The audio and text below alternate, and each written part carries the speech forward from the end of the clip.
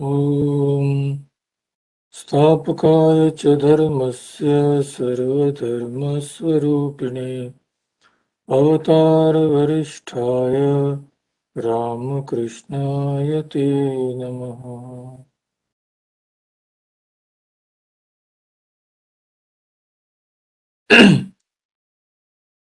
So let's resume our study of the philosophy about which Swami Vivekananda himself has said that there is no philosophy in the world which is not indebted to the founder of the Sankhya philosophy, Kapila.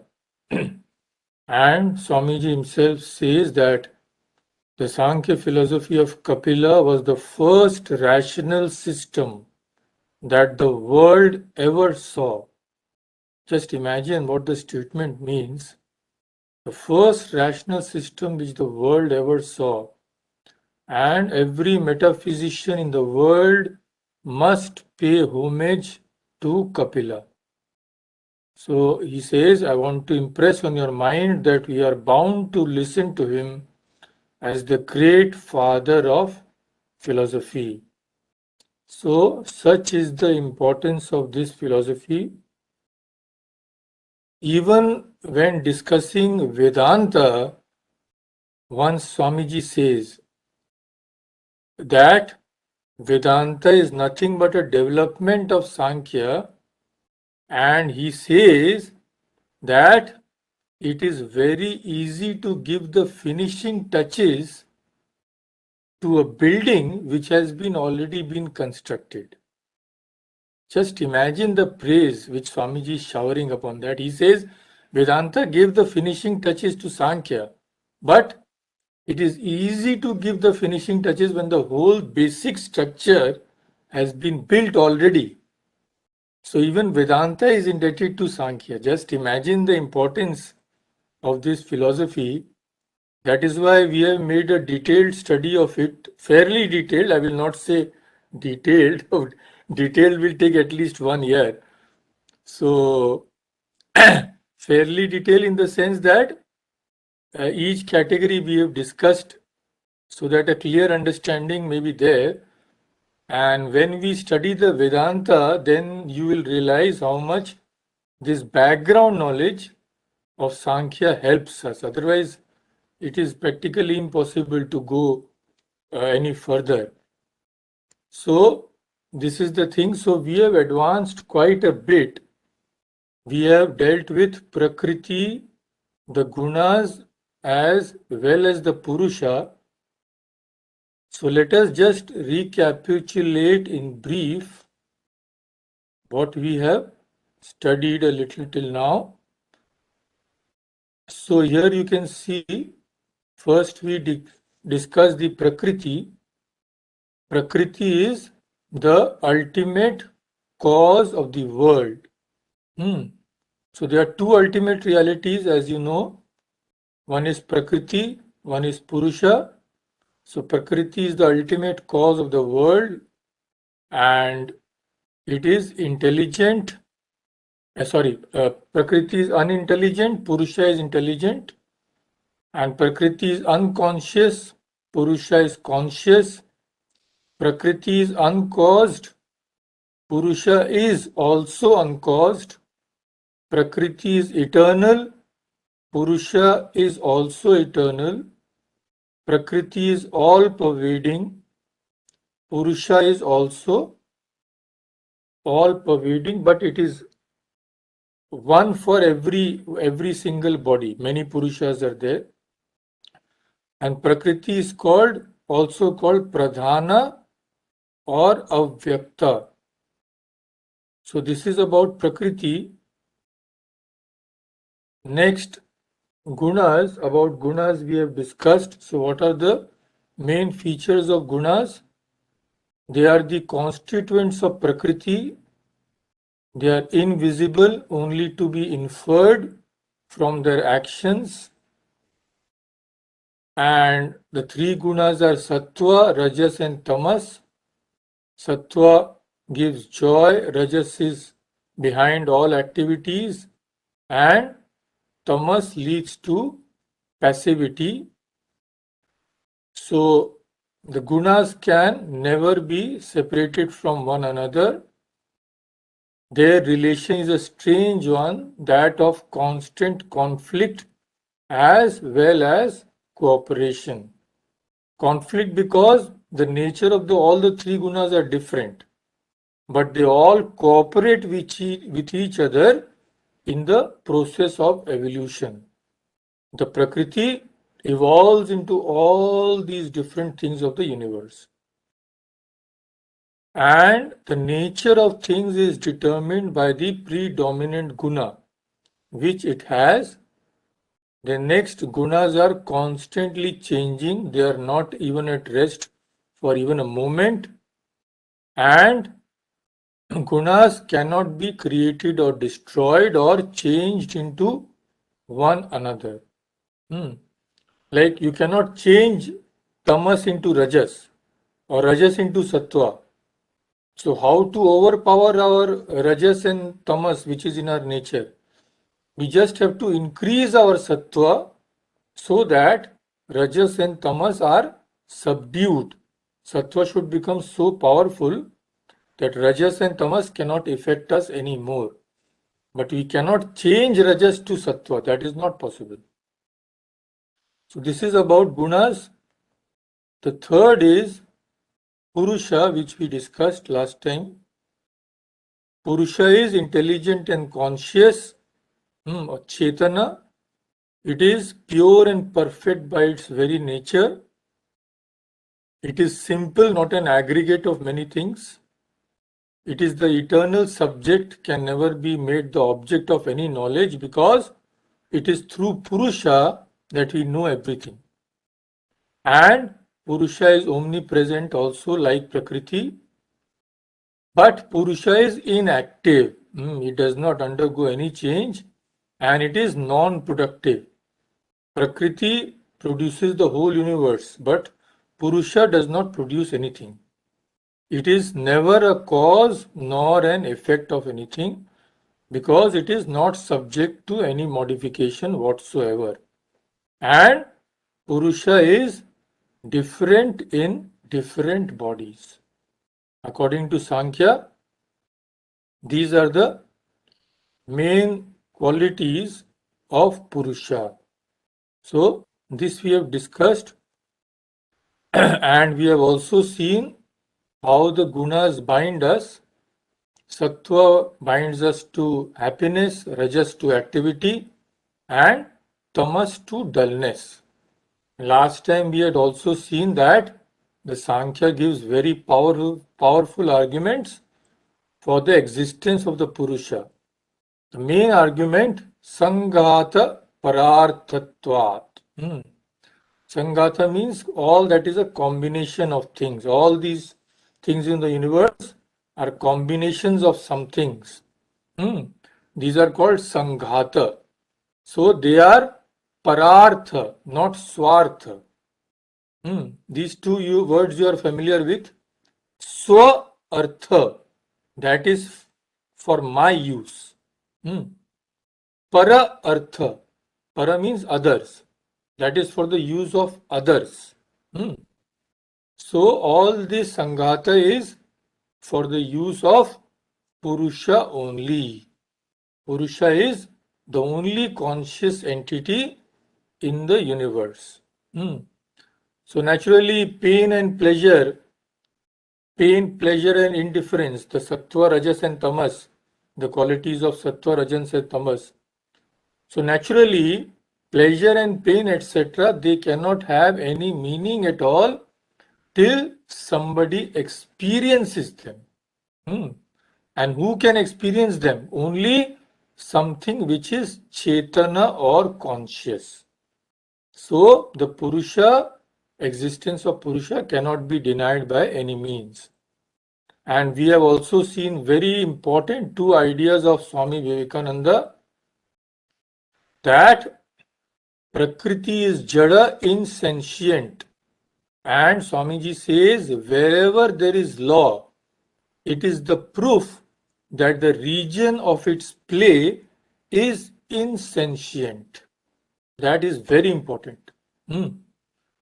Purusha is conscious, eternal, and free. But when Purusha combines itself with Prakriti, then it comes under law. And anything which is under law is bound. It is not free. So we are under law. Because why? We are identifying ourselves with Prakriti, which is body. So hot. Oh, last few days there were 2 days of sunlight. So hot. Oh, I am feeling hot. Put on the AC. Put on the fan. Why? Why are you feeling hot? You are Purusha. You are completely free. But no, you are not satisfied with being free. You identified yourself with the body because why? You wanted husbands, wife, children, grandchildren, money, all these things you wanted. You identify yourself with the body because only through the body you can get these. And this identification leads you to bondage. Toothache, run to the doctor. Stomachache, run to another doctor. Why? You are free. But because you wanted something from this body, you manufactured a body, we identify ourselves with the body, and this is the result. This is the result. That's in the words of Swamiji, we are kicked about like a football by every wind that blows. This is our condition. Still, we are quite satisfied. No problem. Life is so good. We don't realize our pitiable condition. That is the unfortunate thing. Yeah. Anyway, so we will discuss all that when we discuss the existence of Prakriti, why it is there for Purusha. Now, today we will discuss the theory of evolution in a very brief manner, mind you. So let's start. The Sankhya clearly enunciates the doctrine of evolution. Everything evolves from Prakriti. So according to Sankhya, this manifold world is not created by God out of nothing. It is evolved from Prakriti, which is the first cause. Prakriti, we have seen, it is the matrix of the whole world of effects, physical and psychical. The world is unconscious because it is an evolution of Prakriti, which is also unconscious. So world cannot be a transformation of spirit. It cannot be a transformation of Purusha because Purusha is unchangeable and immutable. It is the transformation of the unconscious Prakriti only, the whole world. So all objective existence is the transformation of three gunas, sattva, rajas and tamas. Because we have seen that production is nothing but transformation. Production is nothing, it is not something coming out of thin air. It is just transformation. So Prakriti and its evolutes are subject to transformation. Their qualities are always modifiability, evolution and dissolution. So first it modifies, it evolves, then again dissolves back to Prakriti at the end of the cycle.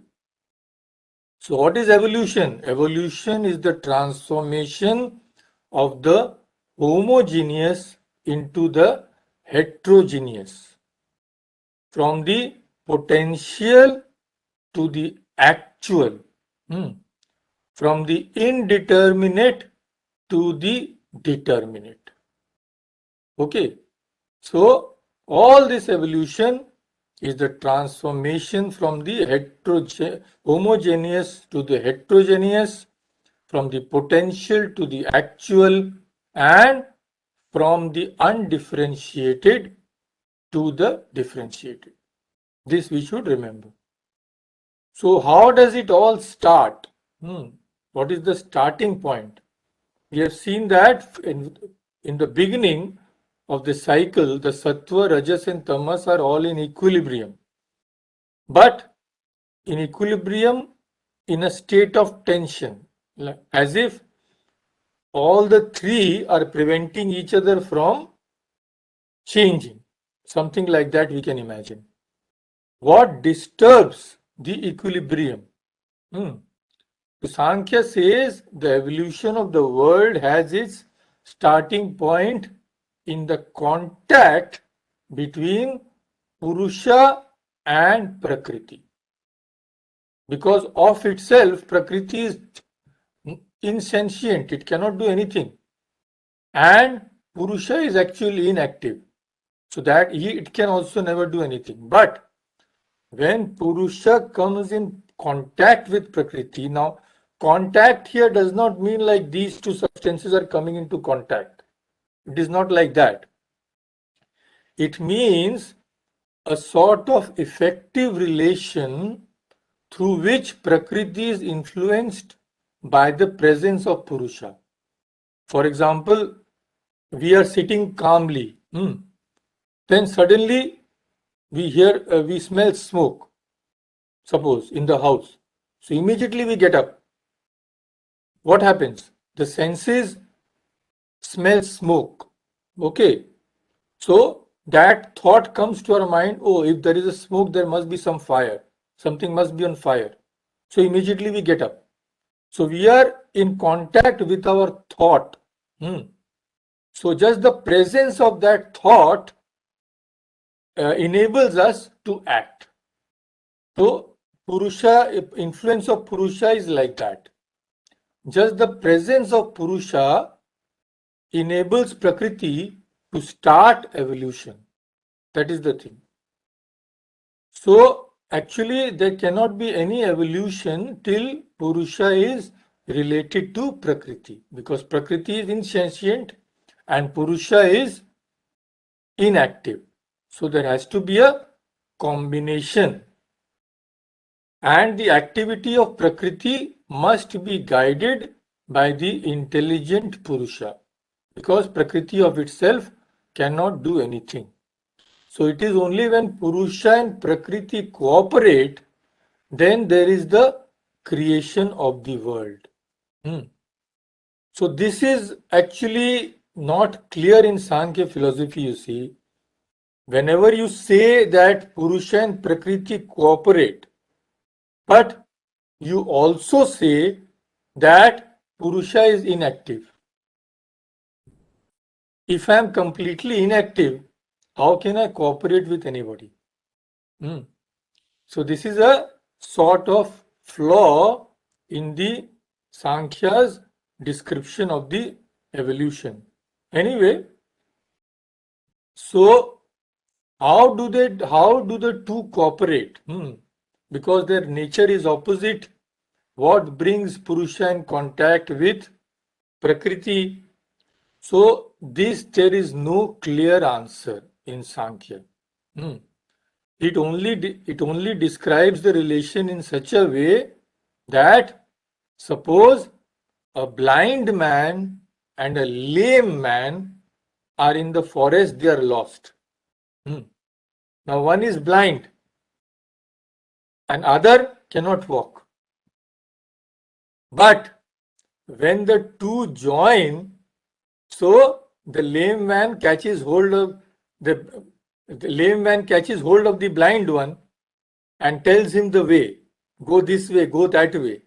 And with the support of the blind man, the lame man also gets out of the forest. So the blind man is like Prakriti. It is insentient, it cannot see anything. And the lame man is like Purusha. It can see, but it cannot walk, it cannot do anything. So this is the example which Sankhya gives, but actually it is not completely satisfactory. That is the thing. So anyway, with the contact between Purusha and Prakriti, there is a disturbance of the equilibrium so that the gunas are disturbed. Now, one of the gunas, which is Rajas, is naturally active is disturbed first, and then through rajas the other gunas begin to vibrate. This is the thing. So when all begin to vibrate, it produces a tremendous commotion in the infinite bosom of Prakriti, and each of the gunas tries to dominate the other gunas. So there is a gradual differentiation and integration of the three gunas, and as a result of the combination in different proportions, the various objects of the world originate. That is the starting point of the origination. So how does this, what evolves first, what evolves second, what evolves third? Let us see. It is a very interesting, and don't be afraid by seeing the so many things are there. I will show you a chart. We will go step by step. We need not remember all these things, but we should remember what each term means. So we will discuss it one by one, so there is no problem at all. I will just share the image with you.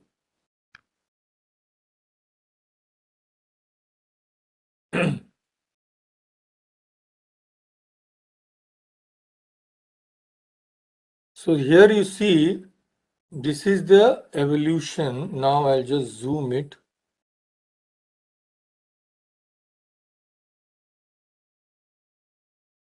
See, I think you can see clearly now. So you are seeing Prakriti and Purusha. Purusha is all pervading consciousness, which is the witness, and Prakriti, you can see, it is nature. It is unconscious, and when Purusha comes in contact with Prakriti, then evolution starts. Now, what is the first thing? What is the first thing which evolves? That is, here you can see the Mahat or the intelligence. See here, you can see the Mahat or the intelligence. That is the universal intelligence. This is the first thing which evolves from Prakriti. So, what we will do is, we will not see all the products at once. We will go one by one, like Mahat.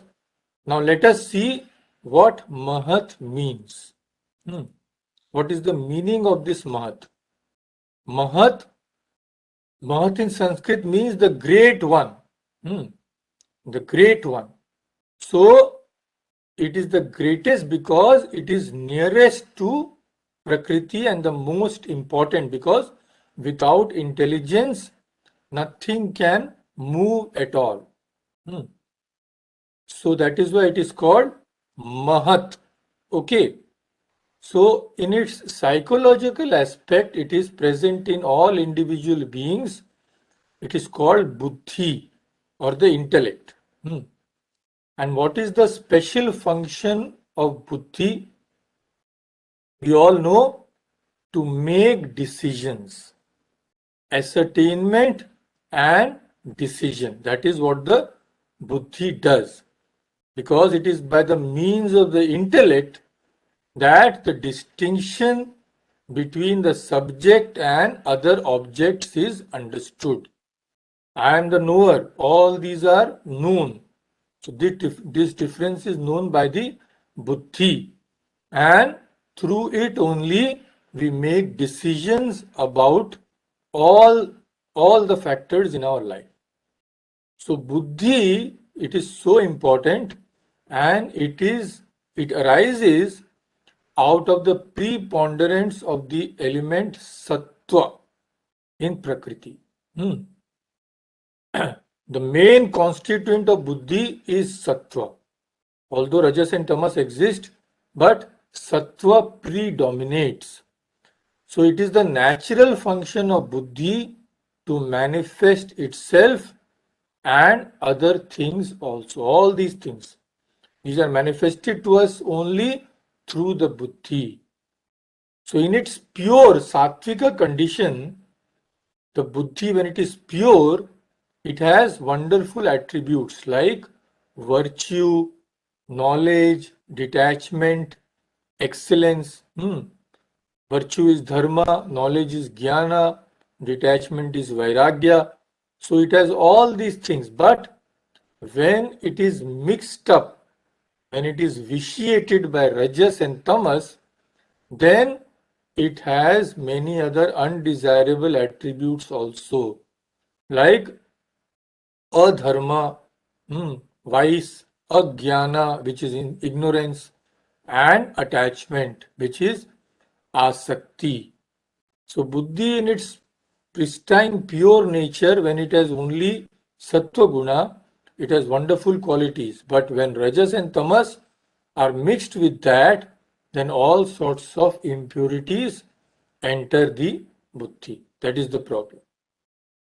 Buddhi is different from the Purusha or self, of course, because it is an evolution of Prakriti, but it is the ground of all intellectual processes in all individual beings.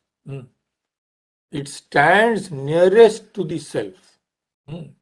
Buddhi is very closely, stands in close proximation to the self and reflects the consciousness of the self in such a way as to become apparently conscious and intelligent. This is the thing. Suppose a planet is very close to the sun, then it will reflect the sun in such a way that it will look like that planet is also another sun. That is also burning, giving light. But no, it is only because of the close proximity of the sun that it seems like that. So buddhi also is unconscious, but it is so close to the self that the light of the self is reflected clearly there. Therefore, buddhi also seems to be conscious. Conscious. That is the thing. Okay. So while the senses and the mind function for buddhi or the intellect, the buddhi functions directly for the self. Okay. So suppose the self is the king, buddhi is its main prime minister. And so many subjects are there. So all the subjects, poor fellows, they are not allowed to see the king directly. The prime minister says, first come to me. If I grant you an interview, you first come to me, tell me all, report everything. I will report back to the king. You cannot go directly to the king. So, self is directly connected to the Purusha, as it were, because it is so close. But other things, they all report to the Purusha through the Buddhi. Like suppose this is a phone. So what does this, when the eye see that, first the mind cognizes it, this is a phone. That is carried to the Purusha. The phone cannot go directly to the Purusha. So everything which we see, cognize everything, all these have to pass through the buddhi and then we become aware of that. Becoming aware means then it reaches the Purusha. That is the thing.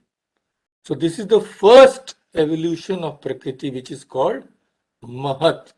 Mahat. All these terms I am repeating again and again because these terms you should know. All these occur in the Upanishads, etc.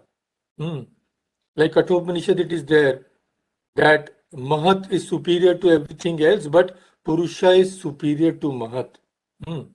Purusha na para kinchit. There is nothing superior to the Purusha. So all these terms you will get. So you should remember these. That is why I am repeating again and again. So first evolution of Prakriti is the Mahat. Okay. Now let's see what comes after that. So here you see again the same image. After Mahat or the universe, this universal intelligence, comes the, here you can see Ahankara, this Ahankara. I'll just see. Here you can see after Mahat comes the Ahankara or the individual ego consciousness. Individual ego consciousness. Now, what is this Ahankara? We all experience it, but we actually may not be aware of what it actually does.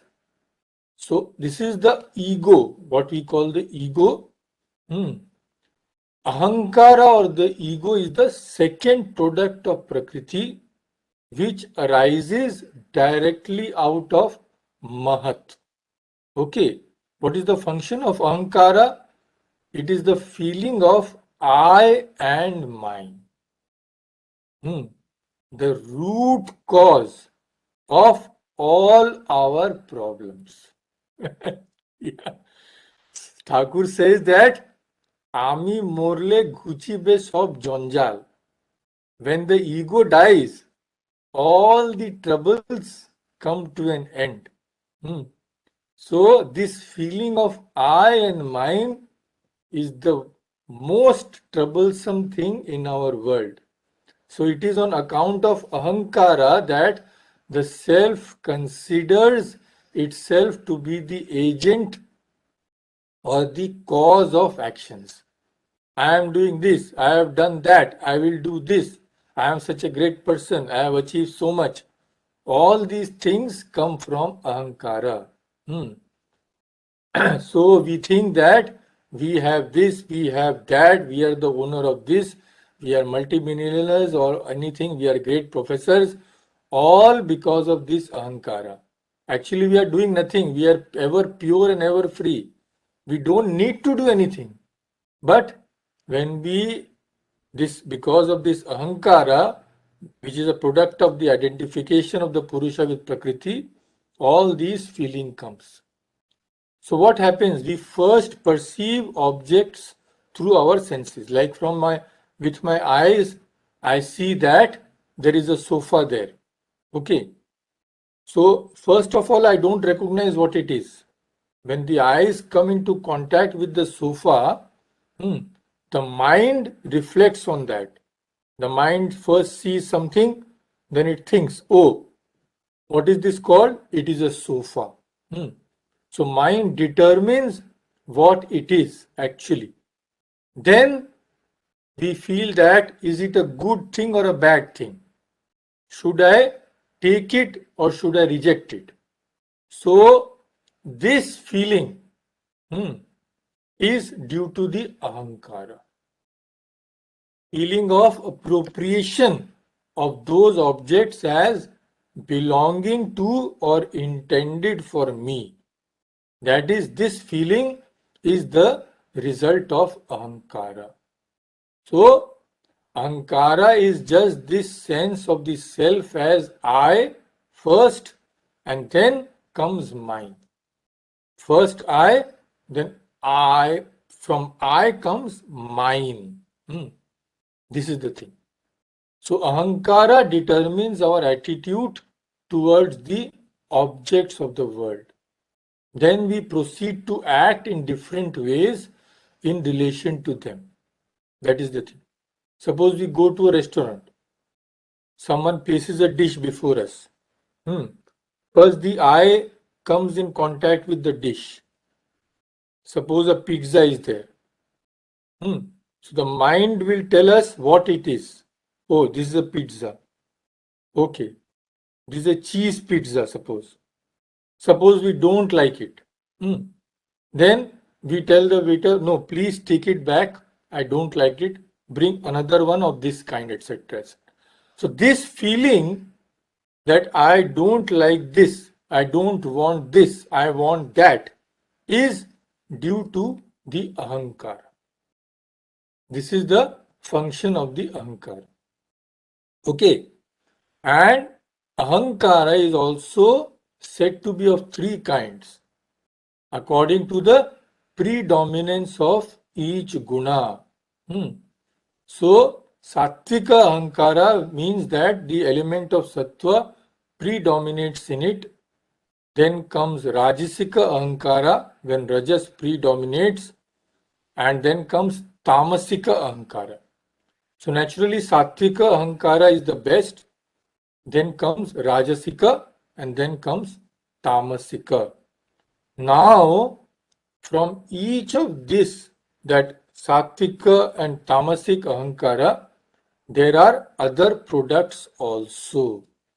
So now we will go to the next evolution, next stage of evolution. See, I will just share again the same photo.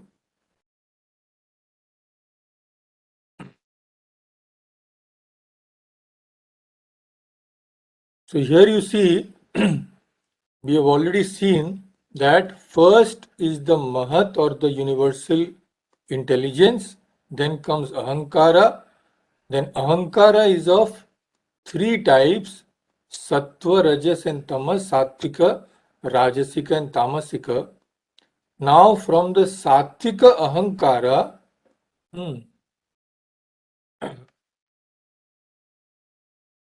see here, from the Sattvika Ahankara these come. What are these? I'll just remove this one. Yeah, now you can see from the Sattvika Ahankara these three evolve. What are these three? First is the Gyanendriya. Gyanendriya means organs of knowledge. We gain knowledge through these, like eyes, we see, skin, touch, sense of touch. So, ears, eyes, skin, tongue, nose, etc. These are the Pancha Gyanendriyas or the five organs of knowledge. And from the Sattvika Ahankara also evolves the organs of action. These five you can see: mouth, hands, feet, etc.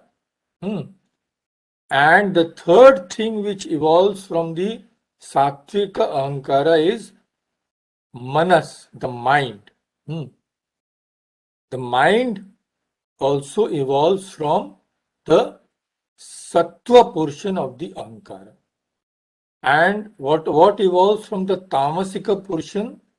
Here we will discuss all that. So Tamasika we will see later. I don't want to confuse. So first let us see about this Gyanendriya and Karmendriya. Okay.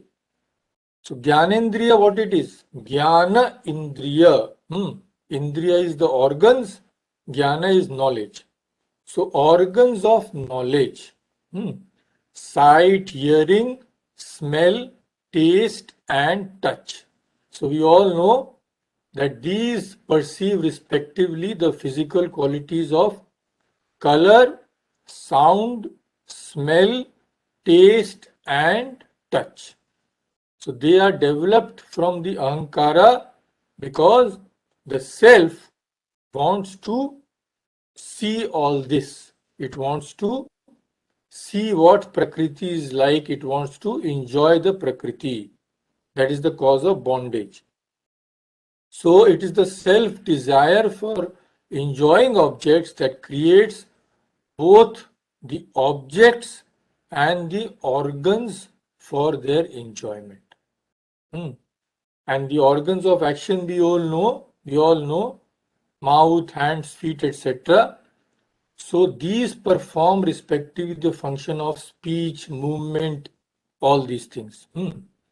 Now, Swamiji has also said this, that the real organs are not the perceptible things. Like the real organs are not, this eye we see.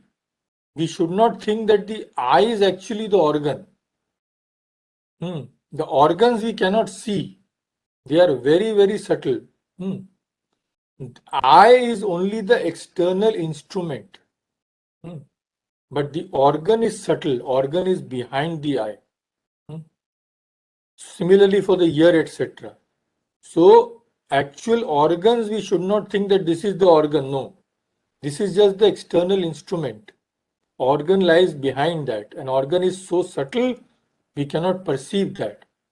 So organs are actually imperceptible powers or Shakti, which apprehend physical objects through the instruments which are the eyes, ears, nose, etc.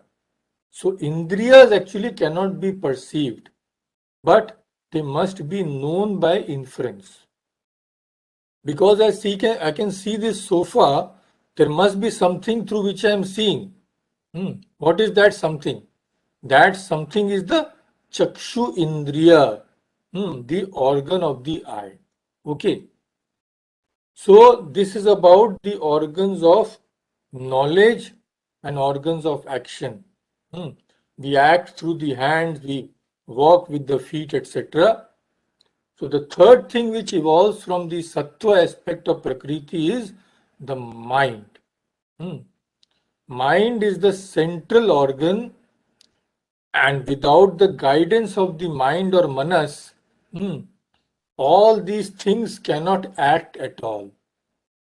Till the mind tells them to act, they cannot act. So the guidance of the mind is required at every step.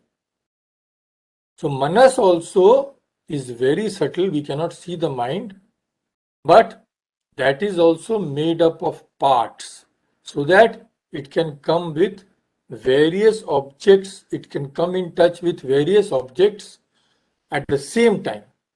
Now see, suppose I am seeing the sofa, but if there is music being played in the background, I will also be able to hear the music. So what is happening? I am seeing the sofa, but also I am able to hear this music. And if there is something smoke, for example, if there is smoke here, I will also be able to smell the smoke. So the mind, without the mind, we cannot cognize any of these things. So the mind is attaching itself to all these organs simultaneously. It is attaching itself to the eye. We are seeing the sofa. At the same time, it is attaching itself to the ear. We can hear the music. At the same time, it is attaching itself to the nose. We can smell the smoke. That is why the mind is made up of parts, as it comes into contact with several sense organs at the same time. So these three, first evolution is intelligence, second evolution is ahankara, and the third manas. So according to Sankhya, these three are the antakarana, internal organs. Antakarana, this word will come at every step when we discuss Vedanta and anything else. So according to Sankhya, this intelligence, buddhi, and the ahankara, these three make up the antakarana. But only according to Sankhya, mind you. Vedanta will add some things more.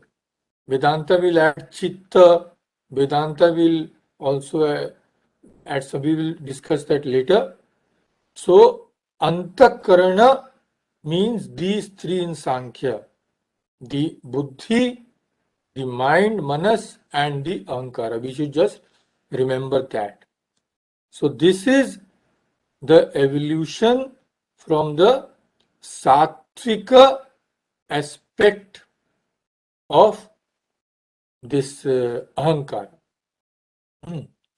So this is the Sankhya view that manas and other organs are the manas is one of the organs, but the concept of manas differs from the other philosophies of India, like the Nyaya Vaisheshika. We have seen that according to Nyaya, Manas is an eternal atomic substance, and which is not conscious, which is achetana, and according to Nyaya, Manas has no parts. So it cannot come in simultaneous contact with the eyes, ears, and nose, etc. But according to Sankhya, our mind can attach itself to our organs more than one simultaneously. So Nyaya Vaisheshika says that the mind does not have any parts, but Sankhya says that the mind also has parts. This is the thing. According to Sankhya, mind is neither atomic nor eternal, because there are only two eternal substances in the world, Prakriti and Purusha. So mind cannot be eternal. But mind is a composite product of Prakriti. It has its origin, and anything which has an origin also will be destroyed one day. This is the thing. So, according to Sankhya, there are 11 indriyas or organs. This we should remember. 11 organs according to Sankhya. 5 karmendriyas, 5 jnanendriyas, and manas. 5 organs of knowledge, 5 organs of action, and manas. Okay. So this is according only to Sankhya, mind you. But the Vedanta also treats the Pancha Prana. You must be knowing about the 5 kinds of prana. Udana, Samana, all these things are there. So Vedanta teaches that the 5 pranas are also separate substances, but according to Sankhya, Sankhya reduces these pranas to the general functions of Antakarana.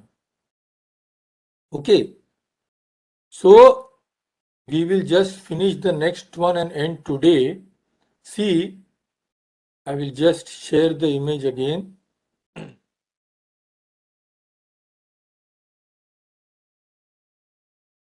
So here you can see we have dealt with Jnanendriya, Karmendriya and Manas.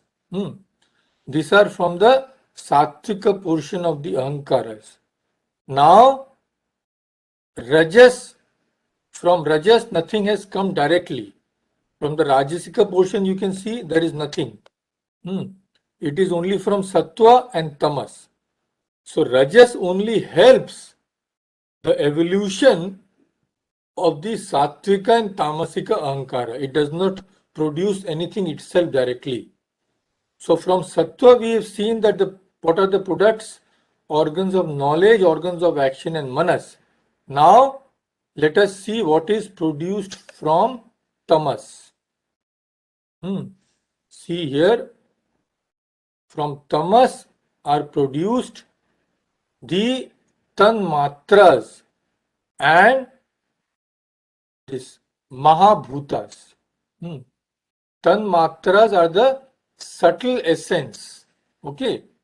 Subtle essence and the gross manifestation which we see in the world of these are these 5. Akasha, Vayu, Tejas, Apa, Prithvi. That is space, air, fire, water and earth. These are the Panchabhutas or gross things which we see. But what we cannot see is the subtle essence of these Panchabhutas or the great elements. And these subtle essences are what is called the Tanmatras. This is the thing. So the 5 Tanmatras are the potential elements or generic essences of sound, touch, color, taste and smell. So the Tanmatras are very subtle and cannot be perceived. We can only note them through this inference. And after this comes their gross form, the gross physical elements, which are called the Mahabhutas. Apa, Prithvi, Vayu, Teja, all these, fire, earth, water, etc. All these that we see, they are the gross forms. These are called the Pancha Mahabhutas. This is the evolution according to Sankhya. After these gross elements, then the gross elements combine with each other and produce the whole universe. So this is what is evolution. It is not at all difficult. So I will show you another chart which is the same more or less, but you will have another view. So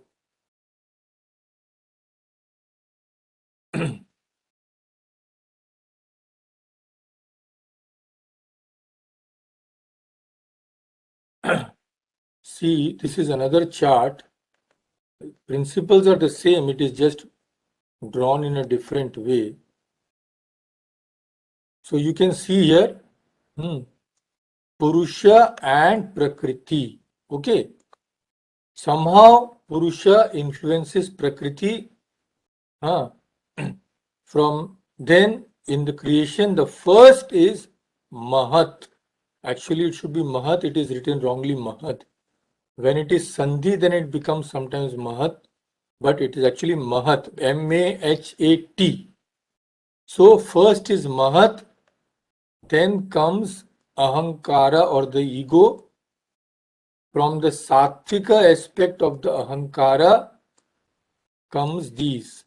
We have already discussed. See here, you can see from the Sattvika aspect, sorry.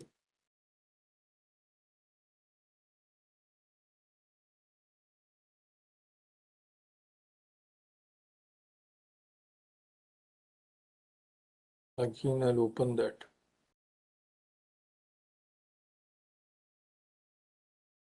Yeah.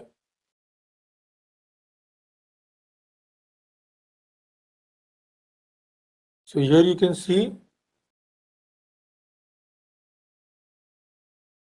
from the Sattva element of the Ahankara, we can see below 5 sense faculties or the 5 Jnanendriyas, hearing, touch, etc.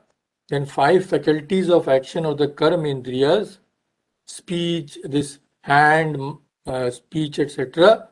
Then the third is mind. Mind is the faculty of cognition and action.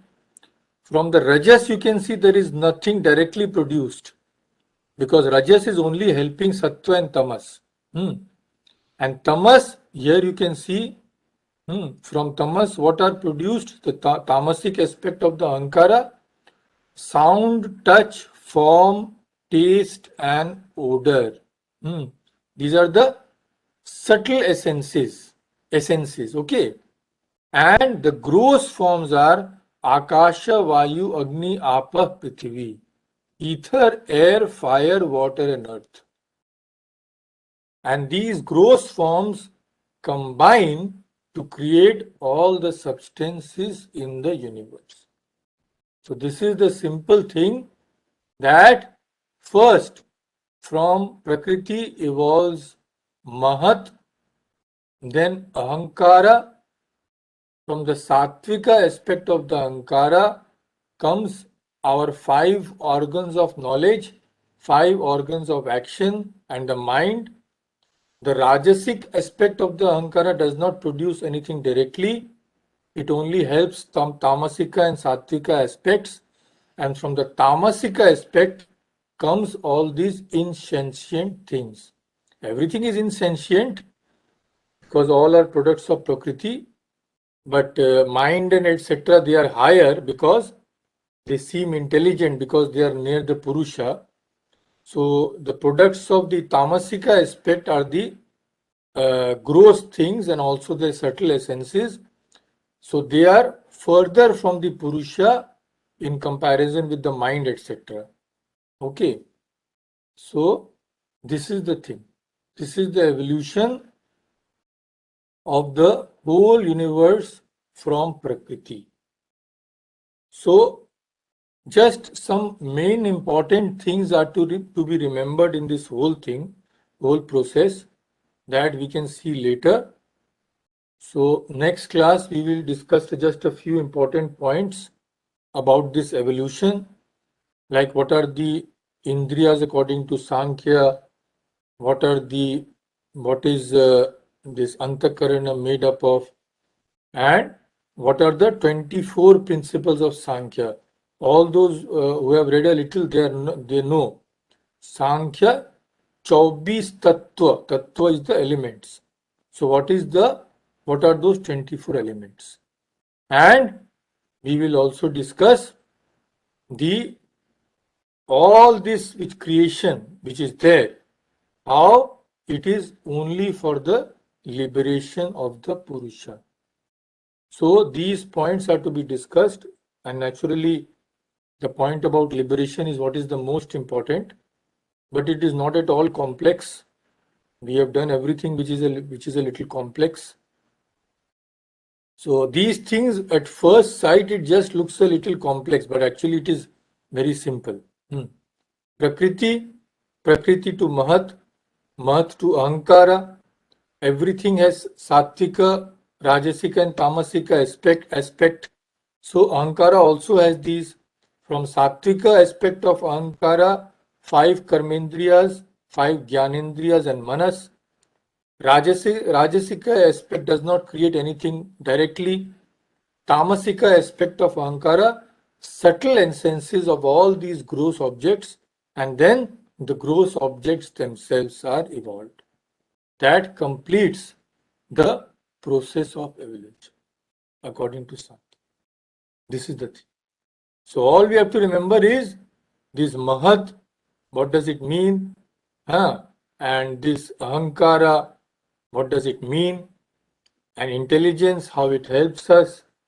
So next time we will just brush up on that knowledge and then go to the most important point of how all these are meant only for the liberation of the Purusha.